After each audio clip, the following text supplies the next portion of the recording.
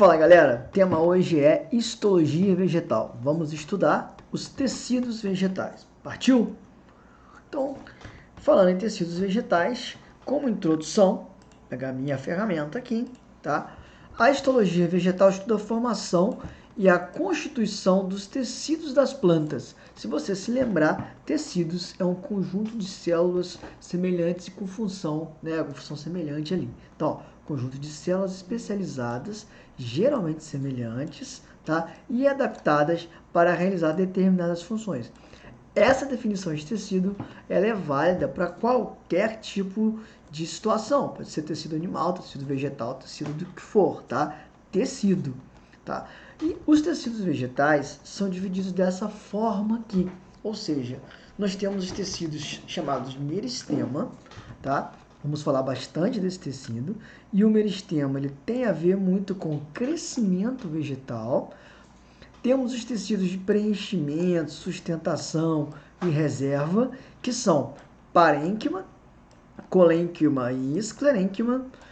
Temos os tecidos de condução de seiva, no caso, floema e xilema, falaremos bastante desses tecidos também. E, por fim, os tecidos de revestimento que vocês têm, epiderme e periderme. Assim como em nós, animais, seres humanos, especificamente, né? Nós temos aí tecido muscular, tecido nervoso, tecido conjuntivo e o tecido epitelial, tem um branco. As plantas também têm tecidos e aí a gente está começando a conhecê-los aqui a partir de agora. Falando então de tecidos meristemáticos, né? Isso é importante. Muitas plantas, na verdade, a grande parte de muitas plantas apresentam tecidos que são mortos, mas que têm uma função muito importante, tá? E saber se esse tecido é vivo ou morto faz muita diferença na hora de você fazer uma questão. Então, meristemas são tecidos vivos e bem vivos, por sinal, tá? Então, o que seria um meristema? Tipo de célula presente nas partes da planta onde ocorre crescimento por multiplicação celular.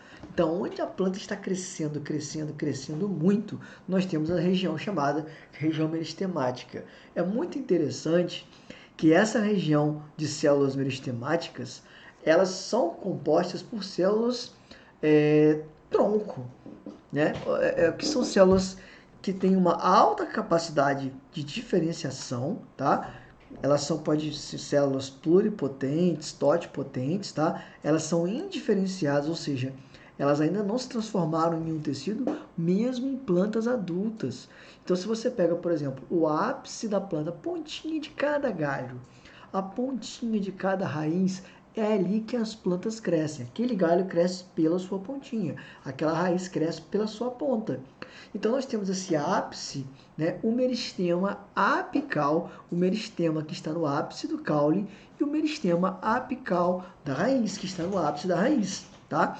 Então, também temos, elas têm essa parede celular delgada, que é uma parede celular bem fininha, tá? Um núcleo muito grande, que ainda é indefinido, não sabe o que vai fazer, e uma alta capacidade de multiplicação. Uma alta capacidade de multiplicação através de mitoses, elas se dividem muito, muito, muito mesmo, certo?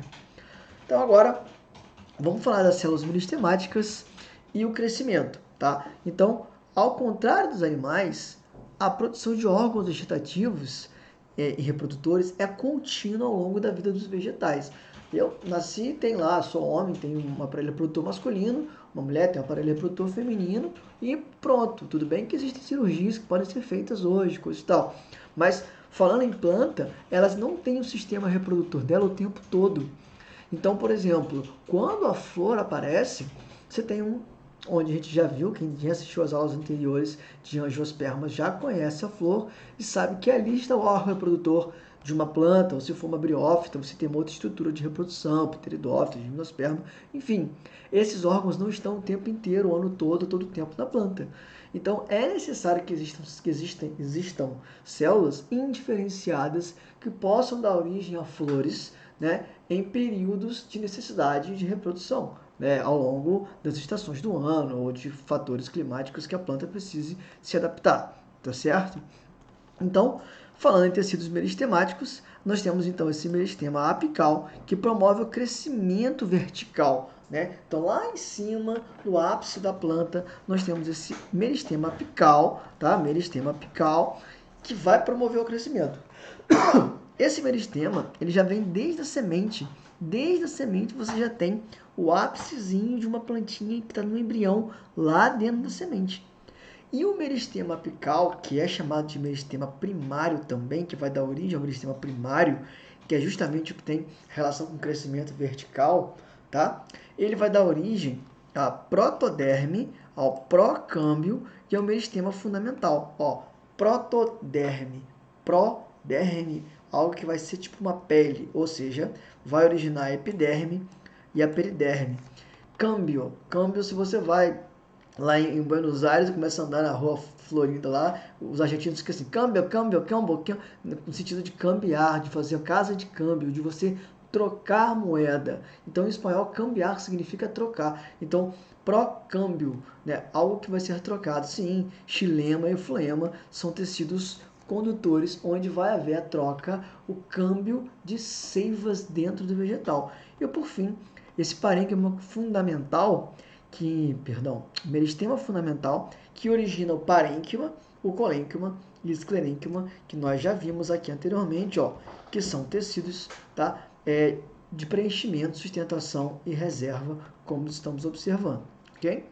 Então, o meristema apical está localizado no ápice, né? No caso, você pode ter o meristema apical tanto no ápice do caule quanto no ápice da raiz.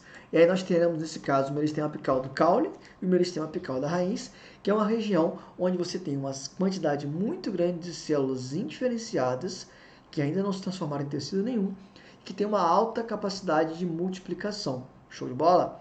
Então, onde você tem meristema, olha que lindo aqui, eu já tive a oportunidade de ver em microscópio esse meristema apical. Se você olhar, isso aqui, olha, vai ser uma nova folha, e aqui você vai ter, olha, aqui já tem uma folha maior, uma folha, sim, isso aqui é a pontinha lá em cima microscópica do caule. Não dá para ver olho nu, isso aqui é uma imagem de microscópio. Essas células aqui, elas não são nada ainda. Elas vão dar origem a todos os tecidos. Então aqui a gente tem o meristema apical do caule, e aqui da mesma forma nós temos uma região de meristema apical da raiz. Tá? Então aqui, olha, gemas laterais, já começa a ver uma diferenciação aqui, tá? Você já começa a perceber futuras folhas, enfim, galhos, mas grande parte dessas células aqui são indiferentes, são células totipotentes que têm a capacidade de virar todos os tecidos vegetais, tá? Meristema secundário, né? Vamos falar um pouquinho sobre os meristemas secundários, seriam gimnosperma e angiosperma, que nós vamos encontrar esse meristema. A origem dele é a partir da desdiferenciação de células do parênquima do córtex, da raiz do caule. Como assim? Olha que doideiras que as plantas fazem. Imagina uma célula tronco, uma célula indiferenciada, uma célula que nunca foi nada, ou seja, essa célula aqui, ela não é nada. Aí ela vai e se diferencia. Vou voltar, ó, o meristema fundamental, ele pode pegar, vindo do meristema apical, ele era meristema apical, virou meristema fundamental, e aí deu origem ao parênquima. Cara, as plantas conseguem, sozinha, voltar para o meristema fundamental, voltar a ser meristema, mesmo depois que elas já foram transformadas em células diferenciadas. Então, se ela era indiferenciada, ela não era nada, e ela foi diferenciada, ela virou um tecido, por exemplo, parênquima. Imagina se esse parênquima resolve formatar o HD e voltar a ser célula meristemática de novo. Então, se um dia ela foi célula meristemática, virou uma célula diferenciada, e ela sofre uma desdiferenciação e volta a ser meristemática, ela é meristemática pela segunda vez. Aí, então, nós temos o que a gente chama de meristema secundário. Esse tem palavras estranhas, né? Célula indiferenciada, diferenciada, desdiferenciada. Só que ainda tem um problema. Depois que essa célula volta a ser meristema, o que ela vai fazer? Ela vai se diferenciar de novo para virar um tecido, de repente, como por exemplo, o Suber, Filoderma, xilema secundário, floema secundário. Então, olha que loucura que as plantas fazem. Você tem uma célula embrionária, que mesmo em plantas adultas você tem essa célula tipo embrionária, que é meristemática, indiferenciada, ela vira uma célula adulta, diferenciada. Então, indiferenciada se diferencia e vira uma célula diferenciada. Beleza? Acompanha aí. Ela era nada, ficou diferente, virou um tecido tipo parênquima. Então, pô, eu era meristema, agora eu virei parênquima. Aí o parênquima vai e volta a ser meristemática. Aí eu vou e sofro uma desdiferenciação, tá aqui. Então tem 3 palavras até agora, ó. Indiferenciada, diferenciação, desdiferenciação. E aí uma célula que desdiferenciou, voltou a ser meristemática, ela vai se rediferenciar. Ela vai se diferenciar de novo e vai voltar a ser um tecido, né? Novamente, um outro tecido permanente aqui, tá? Que você vai ter, por exemplo, o filogênio ou o câmbio, que daria origem ao suber, que é a casca, a filoderma, está envolvida com isso, e também aos tecidos condutores de seiva, tá? Então, temos aqui os meristemas apicais, dando origem, ó, protoderme, meristema, dando origem a tudo, né? Procâmbio, esse prod que vem antes, né? E aí o protoderme vai dar origem à epiderme, o meristema fundamental parênquimas, colênquimas, esclerênquimas, o procâmbio vai dar origem ao vascular, e essa imagem é legal que você vai vendo o caminho de todos os tecidos sendo formados, tá? A partir de uma célula indiferenciada inicial, que é o meristema apical. Falando então sobre parênquimas, os tecidos permanentes, né? Você tem um tecido vivo, que é o parênquima, ele é vivo, é sempre bom lembrar disso, tá? Tem origem do meristema fundamental, a gente já falou isso, e o parênquima ele tem uma série de funções na planta, uma série, ele é muito ativo metabolicamente. Então ele preenche espaços, tipo tecido conjuntivo propriamente dito na gente. Ele armazena substâncias, a gente vai ver que tem o parênquima melífero, parênquima, enfim, parênquima clorofiliano, que faz fotossíntese, tá? Parênquima aquífero. Então tem uma série de parênquimas aí com uma série de funções. Mas vamos olhar aqui. Preenchimento de espaço, reserva de substâncias e fotossíntese. Pô, olha só. Tudo que a planta mais precisa é feito no tecido chamado de parênquima. E onde você encontra o parênquima? É encontrado em todos os órgãos da planta. Então, o parênquima está em tudo quanto é lugar, tá? Então, temos tipos de parênquima. O parênquima de preenchimento realiza o preenchimento de espaços entre os tecidos vegetais, tá? O córtex, a medula da planta, você vai tem um pedacinho de tecido, é como se fosse mesmo na gente, no animal, o tecido conjuntivo propriamente dito. Ele preenche espaços, tá? Parênquima clorofiliano não precisa nem falar, né? Mas eu vou falar assim mesmo. Ele possui grande quantidade de cloroplasto em suas células, tem a função de fazer a clorofila, e inclusive interessante porque nós temos 2 tipos de parênquimas clorofilianos aqui no mesófilo da folha, no meio da folha. Nós temos esse parênquima, tá vendo com as células um pouco em pés aqui, verticais, aqui assim e tal. A gente chama isso aqui de parênquima palissático, e aqui embaixo essas células que também são parênquima, tem uns espaços entre elas. Tá vendo que tá vazio aqui? Então, isso aqui é chamado de parênquima lacunoso, tá? Então, dentro de uma célula, dentro de uma folha, com o parênquima clorofiliano, ele se divide em 2 ainda, tá? E se você observar como é que a natureza é inteligente, é a parte de cima da folha que fica pegando sol. Então, se as células ficam enfileiradas na vertical, cabe mais células ali. Então, você vai ter uma grande quantidade de capacidade de fazer a fotossíntese, já que a função desse tecido é essa, tá? Parênquima de reserva. Já tinha falado o nome deles ali, né? Você tem o amilífero, que reserva amido, o aquífero, água, e o aerífero, né? Você pode pegar plantas aquáticas que precisa reservar ar, né? Para poder, em algumas ocasiões, ter esse ar ali dentro dos seus tecidos, tá? O aminífero, batata, empim, você vai ter os grânulos de amido guardado aí nesse tecido, tá? Colênquima também tecido vivo, observe, a gente está falando aqui de tecidos até agora todos vivos, né? Também tem origem no meristema fundamental, a gente já falou isso. E a função do colênquima é dar flexibilidade. Cara, quem já ouviu falar na sistema educativo vara de goiaba? Vara de goiaba é uma coisa que enverga, mas não quebra. O que que tem? Já viu, cara? Na moral, quando você vê, às vezes, eu já tive um lugar que eu fui que ventava demais, demais. E as plantas ficavam assim, ó, o vento batendo. Cara, a impressão que aquilo ia quebrar, ia cair. Porém, não acontecia. Por quê? Existem células que permitem às plantas a ter uma certa flexibilidade. Cara, vara de goiaba. Se você pensou, já usaram em mim, então você sabe o que eu estou falando. A famosa vara da infância e da juventude, né? É a varinha de goiaba que dói, se bate no lombo pra caramba. Nunca apanhei de vara de goiaba não, mas imagino que deve ser bem ruim, tá? Então, células com parede celular bastante espessas que ficam abaixo da epiderme e que dão à planta a flexibilidade. Um exemplo de flexibilidade seria a gavinha, comum em muitas plantas trepadeiras, como por exemplo o maracujá. Eu nesse momento estou plantando os pés de maracujá e tenho visto gavinhas se enrolando lá frequentemente, tá? Mas também tem lá os pezinhos de goiaba, onde tem a vara da infância e da juventude. O esclerênquima, esse é um tecido morto, é muito louco isso, você tem um tecido na planta, e olha, não é pouca coisa não, tá? A quantidade de esclerênquima, dependendo da planta, é maior do que tudo, né? Então, mas olha a função, ele também vem no meristema fundamental, e a função de sustentação e proteção. Então, cara, se você olhar aquela parte interna, que é o lenho, que é onde tem mesmo a parte de caule, de tronco, assim, dentro de uma árvore, é esclerênquima e aquilo é morto. Mas tem uma função importante, que é sustentar aquela planta e mantê-la em pé. Então, dentro da planta não tem osso, né, galera? Então, vocês vão ter células com parede celular, né, com bastante celulose e contendo, olha uma importante palavra aqui, ó, lignina. Lignina, que além da celulose, também vai compor a parede celular.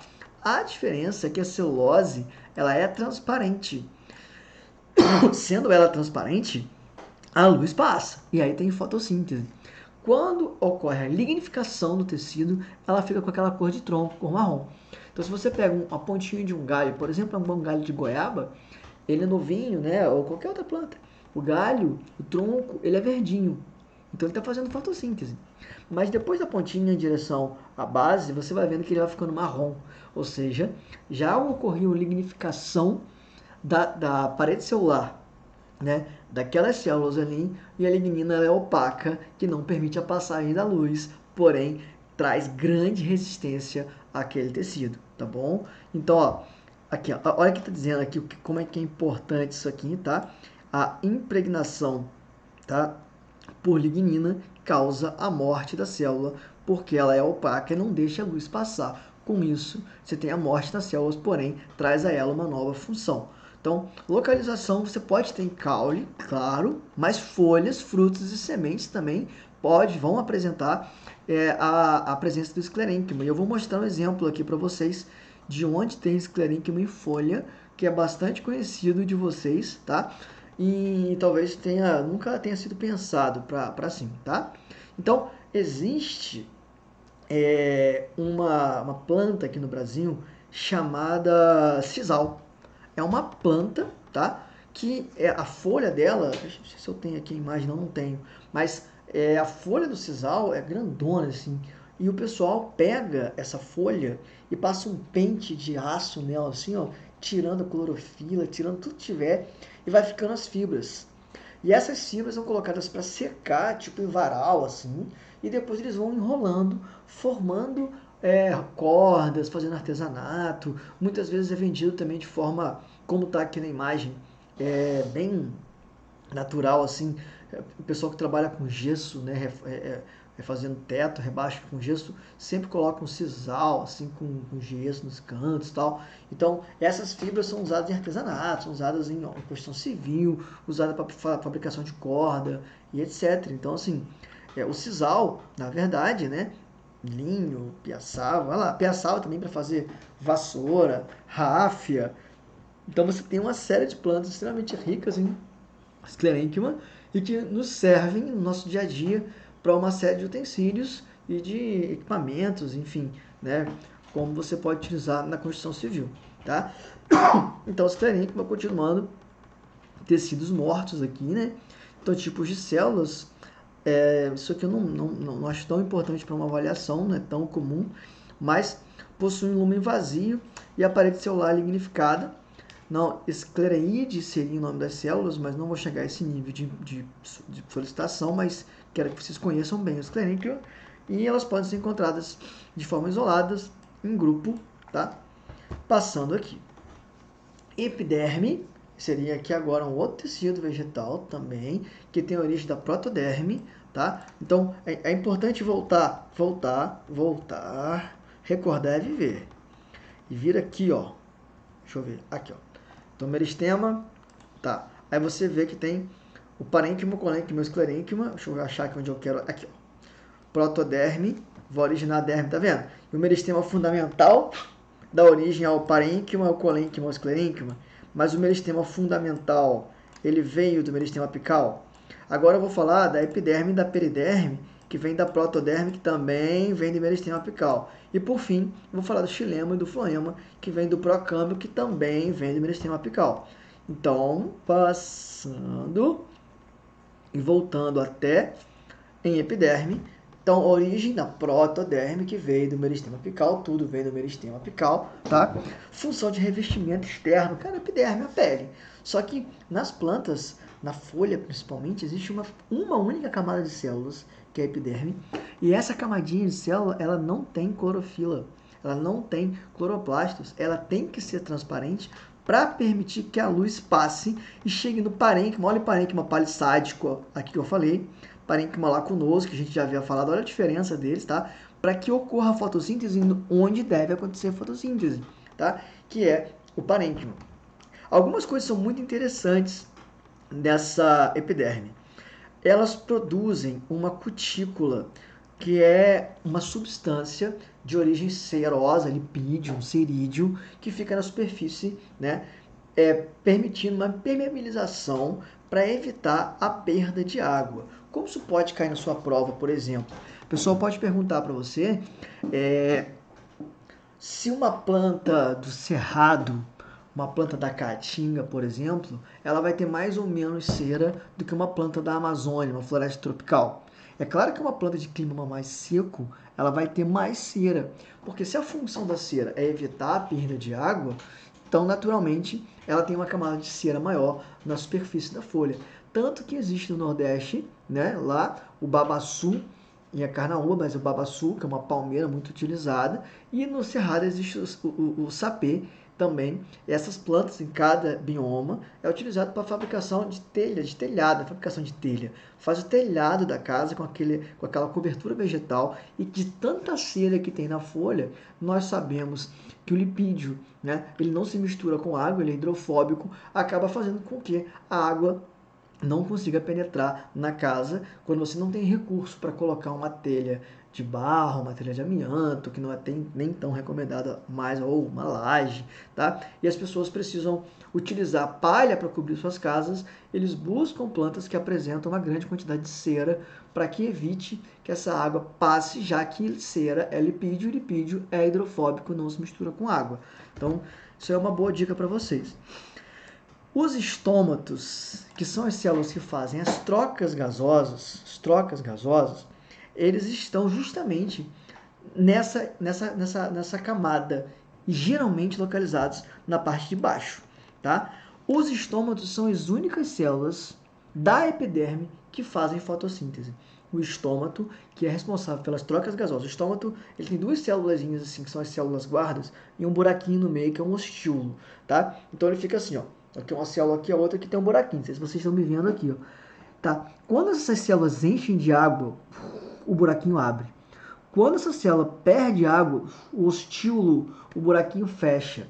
E aí, para de sair oxigênio, para de entrar gás carbônico, mas a planta para de perder água.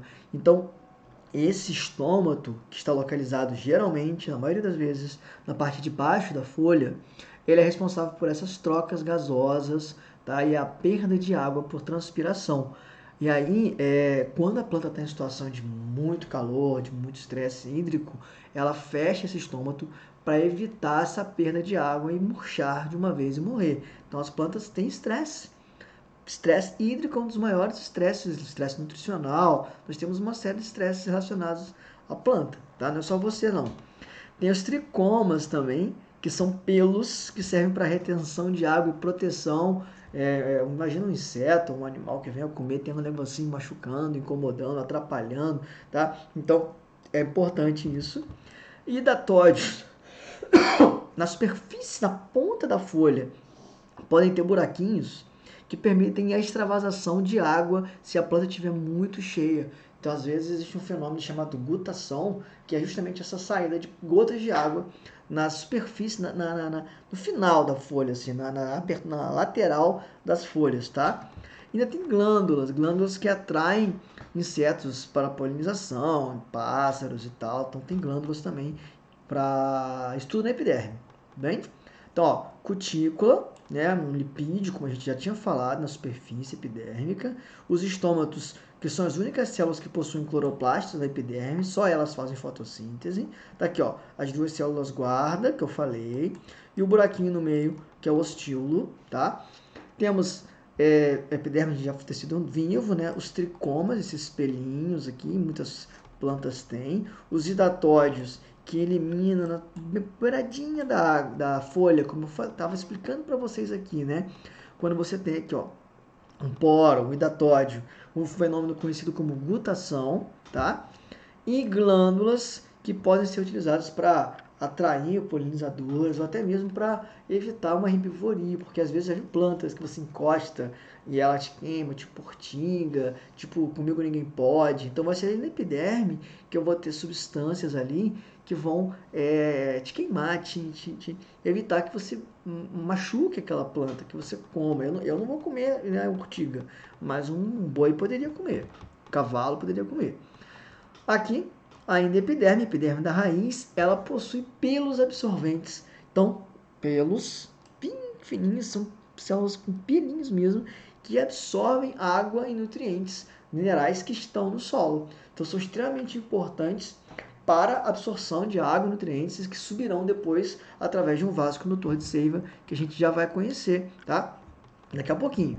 Ainda temos, né, a periderme, que é tecido vivo, somente gimnosperma e angiosperma, especificamente dicotiledônia, tá? Tipos de plantas que apresentam crescimento secundário. O que é isso? Que é isso? O meristema secundário ele não está em todas as plantas, não. O meristema secundário é aquele que vem depois do primário. Ele é para crescimento radial. As plantas crescem lateralmente assim, tudo bem? Então, meristema primário, crescimento vertical. Meristema secundário, crescimento lateral, tá? Então, as gimnospermas, sequoias, pinheiros, elas têm crescimento tanto vertical quanto lateral. Assim como as angiospermas dicotiledôneas. Se você pegar um coqueiro, por exemplo, que é uma monocotiledônea, a espessura do tronco dele, da base até lá em cima, é a mesma. Não há um crescimento. Um coqueiro velho, ele não vai ficando mais largo ao longo do tempo. Ele é fininho e segue aquilo ali até lá em cima. Por quê? Monocotiledônea, coqueiro é uma monocotiledônea. Se você não viu essa aula, volte lá e assista a aula de angiosperma para você entender. Eles não têm esse crescimento secundário. Está aí uma nova diferença, então, entre monocotiledônea e dicotiledônea. A monocotiledônea só apresenta crescimento primário, só tem meristema primário, meristema apical, e já a dicotiledônea tem tanto meristema primário, crescimento para cima, quanto secundário, crescimento lateral, tá? E possui 3 camadas, filogênio, filoderme e suber, tá? As lenticelas são aberturas que permitem circulação de ar no tronco, tá? Aqui você está observando que existem aqui nessa imagem lenticelas, isso não é tão comum de cair. Ritidoma também é uma eucalipto, tem muito isso aqui, né? Goiaba também fica uma camada de células mortas que vão se destacando da planta, assim, uma casca diferente, tá? Isso aqui já caiu muito em vestibular, mas hoje não tanto, para você decorar aqui, ó, casca ou suber, tudo isso aqui vem da periderme, tá? É a pele que fica na periferia, peri de periferia, derme de pele, tá? Tecido vivo. Então, mas você pega o suber aqui, que é morto, tá? Mas faz parte da periderme, o resto é vivo. Então, a casca mesmo, o suber, que faz parte da periderme, tá? É um tecido morto, mas daqui para dentro todo mundo é vivo. Logo abaixo do suber você tem o filogênio, a filoderme, floema, câmbio, né? alburno e cerne, que é a parte bem durona mesmo aqui, que vai ser a madeira mesmo, junto com o alburno aqui, tá? Mas assim, isso aqui já foi muito comum ser cobrado para você decorar isso aqui, mas hoje em dia não estão mais, graças a Deus, as coisas mudaram, tá?